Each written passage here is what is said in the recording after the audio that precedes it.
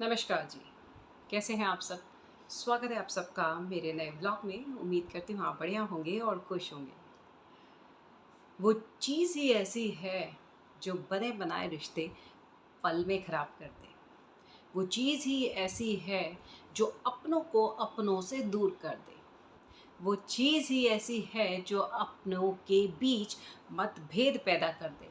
जी हाँ, मैं बात कर रही हूँ उस छोटी से एक शब्द रूपी चीज़ की, जो है तो इतना सा लेकिन काम इतने बड़े-बड़े करके दिखा सकता है। वो शब्द है गुस्सा, वो चीज़ है गुस्सा, जो है तो बहुत छोटा-सा लेकिन इतना तगड़ा असर छोड़ता है कि बने-बनाए रिश्ते पल में बिखर जाते हैं। मेरी आज की कहानी इसी पर आधारित है। ये कहानी है एक महिला की जिसका नाम था सोनिया। सोनिया के परिवार में उसका पति, उसके 2 बच्चे थे। सोनिया की एक आदत थी कि उसको गुस्सा बहुत आता था। गुस्सा सबको आता है, आपको आता है, मुझे आता है, कौन ऐसा होगा जिसे गुस्सा नहीं आता? लेकिन उसका जो गुस्सा था ना, वो उस पर कंट्रोल नहीं कर पाती थी। और जब गुस्सा आता था और वो बोलना शुरू करती थी, तो वो भूल जाती थी कि मैं किससे क्या कह रही हूँ। ऐसे-ऐसे शब्द बोल जाती थी कि पूरे घर का माहौल ख़राब हो जाता था। अब धीरे-धीरे उसका पति भी इस बात से बहुत चिढ़ने लगा। उसके बच्चे थोड़ा-सा उससे कटे-कटे रहने लगे। अब वो बाहर जाते, दोस्तों से मिलते थे, तो उन्हें लगता कि घर जाएँगे, फिर मम्मी चिक-चिक, चिक-चिक करेंगी, कुछ गुस्से में उल्टा-सीधा बोलेंगी। हमारा भी मूड ख़राब होगा, उनका भी। इसी तरह पति की सोच हो गई कि जितना देर से घर जाऊँ उतना अच्छा है। वो किसी न किसी बात पे लड़ाई होगी, वो ऐसे शब्द बोलेगी, अब शब्द जो मुझे बुरा लगेंगे, जिसका असर हमारे रिश्ते पर पड़ेगा। इससे अच्छा है कि मैं अपने ऑफ़िस में देर तक बैठा रहूँ। घर का माहौल धीरे-धीरे बिगड़ने लगा। अब वो भी इस चीज़ से वाकिफ़ हो रही थी कि मेरी ये आदत मुझी पर भारी पड़ रही है, लेकिन कुछ कर नहीं पा रही थी। अब उनके यहाँ एक बाबा जी थे जो कि आटा लेने घरों में, पहले याद होगा आपको कि घरों में आटा माँगने, चीनी माँगने आते थे। तो कुछ-कुछ दिन ऐसे होते हैं जो अभी भी आते हैं कि दान करें आप उन्हें। तो उनके घर में एक बाबा जी आते थे जिन्हें वो आटा देती थी। तो ऐसे ही एक दिन सुबह-सुबह उसका झगड़ा हुआ और मूड ख़राब था, गुस्से में उल्टा-सीधा पति और बच्चों को बोल दिया था। अब वो तो चले गए अपने स्कूल और ऑफ़िस, अब पीछे से उसका मूड ख़राब। बाबा जी आटा लेने आए तो बड़े उदास मन से उन्हें दे रही थी। तो बाबा जी ने उसका चेहरा देख के कहा कि बिटिया क्या बात है? आज तुम्हारा चेहरा बड़ा उदास लग रहा है। कहती बाबा हाँ, उदास तो मैं हूँ। अब आपको क्या बताऊँ? उन्होंने कहा तुम चाहो तो बिटिया मुझे बता सकती हो। उसने कहा बाबा मेरे ना एक ख़राब आदत मुझ में है, मुझे पता है कि वो मेरी ख़राब आदत है, लेकिन मैं उसे चाहकर भी बदल नहीं पाती। उन्होंने कहा कौन सी आदत? कहती है मुझे गुस्सा बहुत आता है। और जब आता है ना, मैं इतना उल्टा-सीधा बोलती हूँ, जो मेरे मन में आता है, मेरे मुँह में आता है, मैं सब बोल देती हूँ। ये भी नहीं सोचती कि इससे मेरे पति को, मेरे बच्चों को बुरा लग सकता है। पर मैं क्या करूँ, मेरे को बाद में रियलाइज़ हो जाता है, लेकिन तब तक घर का माहौल बिगड़ चुका होता है। मेरे पति देर से ऑफ़िस से घर आना शुरू हो गए हैं। मेरे बच्चे मुझसे कटे-कटे रहना शुरू हो गए हैं क्योंकि उन्हें पता है मेरा गुस्सा आएगा तो मैं कुछ उल्टा-सीधा बोलूँगी और मैं चाहकर भी इसे कंट्रोल नहीं कर पा रही। उन्होंने कहा, "ठीक है बिटिया, एक काम करना।" उन्होंने अपने जो बैग लेके वो थैला लेके चलते थे, उसमें से ना एक शीशी निकाली इतनी सी और उसको दे के कहा कि बिटिया तुम एक काम करना, अब किसी भी बात पर तुम्हें गुस्सा आए, तो एक भी शब्द बोलने से पहले तुरंत इस शीशी को निकालना, उसमें से कुछ बूँदें अपने मुँह में डालना और मुँह मत खोलना। याद रखना 10 मिनट से पहले ये मुँह नहीं खुलना चाहिए, अगर खुल गया तो इस दवा का असर तुम पर ज़िंदगी में कभी नहीं होगा। अब उसने कहा ठीक है बाबा जी, मेरे को तो गुस्सा ख़त्म करना है, मैं तो इस दवा को जैसे आपने कहा वैसे ही लूँगी। अब घर में जैसे ही कोई बात होती, उसे गुस्सा आना शुरू होता, उसे बाबा जी की बात याद आती, वो तुरंत अपनी शीशी खोली, थोड़ी-सी बूँदें मुँह में डाली और मुँह बंद। अब कोई भी कुछ बोल रहा है, वो शांत, क्योंकि उसे पता है 10 मिनट से पहले मुँह खोल दिया तो दवाई का असर ख़त्म हो जाएगा।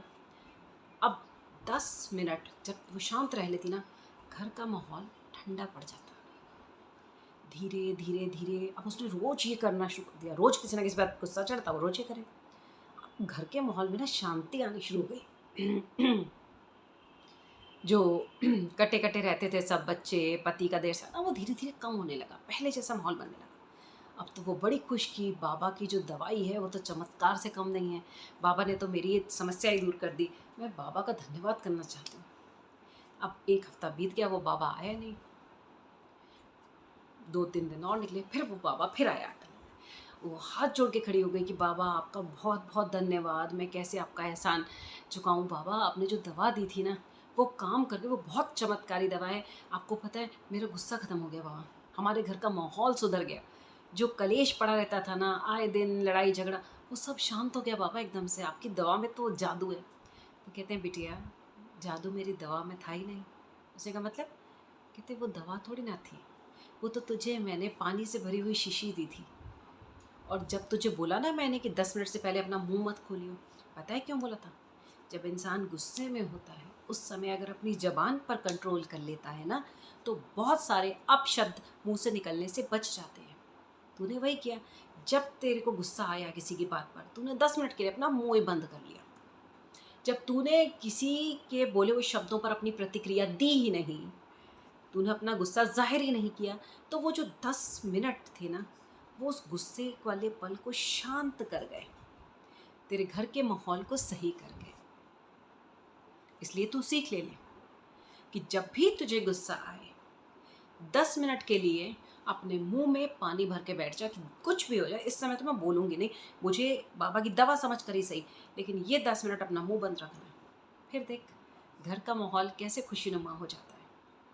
उसे बाबा की बात उस दिन बहुत अच्छे से समझ आ चुकी थी। उसने अपने व्यवहार के लिए अपने पति, अपने बच्चों से माफ़ी मांगी कि बेटा मैं अपनी कमी सुधार ही नहीं पा रही थी, लेकिन आज उन बाबा जी की वजह से मुझे एहसास हुआ कि मुझे अपने गुस्से पर कंट्रोल करना है।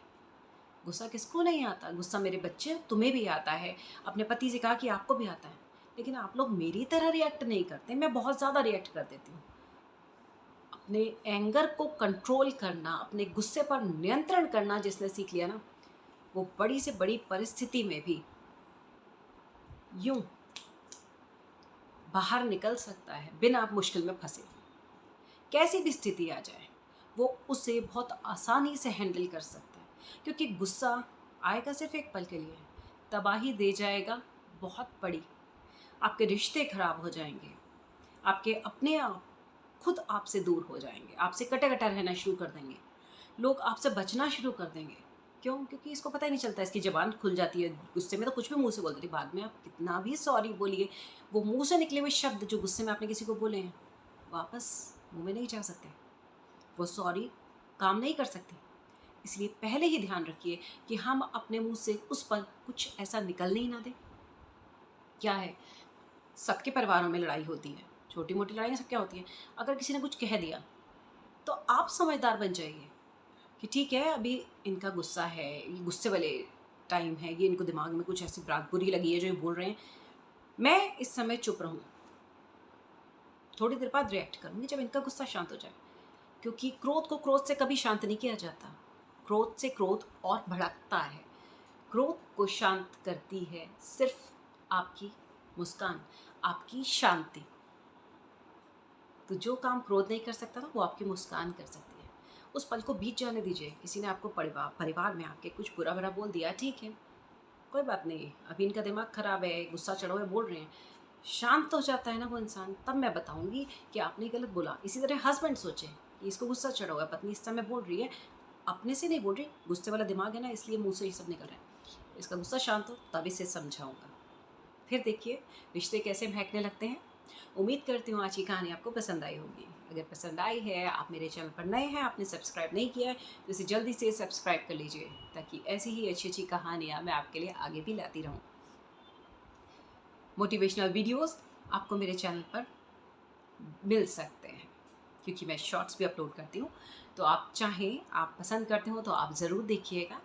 अगर ये कहानी आपको पसंद आई है तो प्लीज़ इसे लाइक ज़रूर करिएगा, कमेंट करके बताइएगा कि आपको कहानी पसंद आई या नहीं। अगले ब्लॉग में फिर एक नई कहानी, एक नई सीख के साथ आपके साथ फिर मुलाकात होगी। तब तक के लिए जय श्री कृष्णा।